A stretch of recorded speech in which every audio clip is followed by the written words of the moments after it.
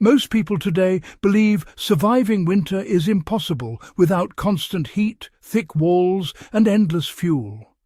But for thousands of years, entire Native American nations lived through winters that reached -30 degrees, in open plains and frozen forests, often without firewood at all. No furnaces, no insulation foam, no modern tools. And yet they didn't just survive. They lived, slept, raised children, and thrived. What if the greatest winter survival knowledge ever developed wasn't lost, but ignored? What if the real secret to warmth was never about making more heat, but about keeping the heat you already have? If that idea surprises you, stay with me, because what you're about to learn will completely change how you think about cold, comfort, and human ingenuity. In the northeastern forests, the Haudenosaunee built longhouses up to 60 meters long that housed entire clans. These weren't primitive shelters. They were biological heating systems. Dozens of people living together generated continuous body heat. With each person producing around 100 watts, a full longhouse produced the equivalent of a modern heating system without fuel. Multiple hearths spaced along the central corridor distributed warmth evenly. Elevated sleeping platforms kept people above cold air pooling near the ground. Inner wall linings trapped heat while bark exteriors blocked wind and moisture. Food stores inside the house acted as thermal mass, stabilizing temperature swings. Entrances functioned like airlocks, trapping cold before it reached living spaces. The building, the people, and the culture functioned as one system. Winter clothing wasn't thick. It was layered. Soft inner suede absorbed moisture and kept skin dry. Mid-layers created air pockets. Outer robes made from whole bison hides blocked wind while fur trapped heat.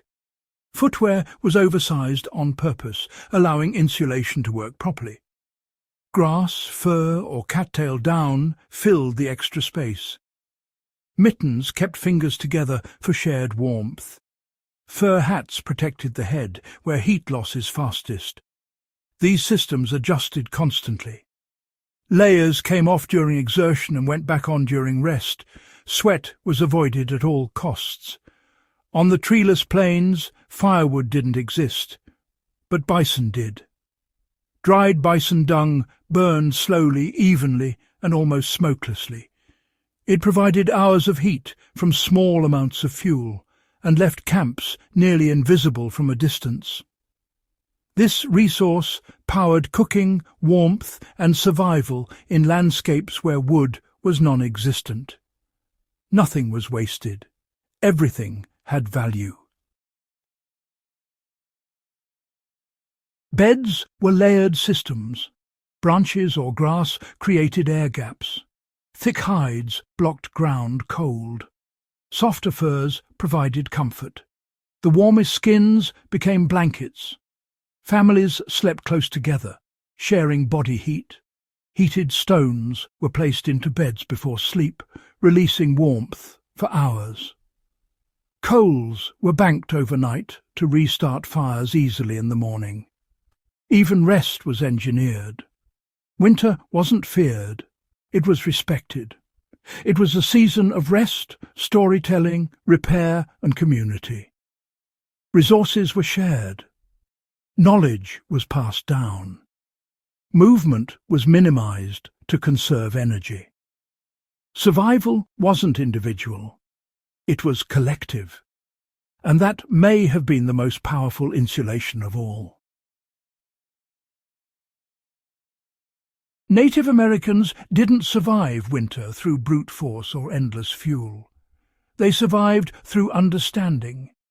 By working with nature instead of against it, They created systems so efficient that modern society is only now rediscovering their value. Their legacy isn't just history, it's instruction. If this changed the way you think about cold, leave a comment and share the video. Subscribe to the channel for more deep dives into the lost wisdom of ancient civilizations, and I'll see you in the next one.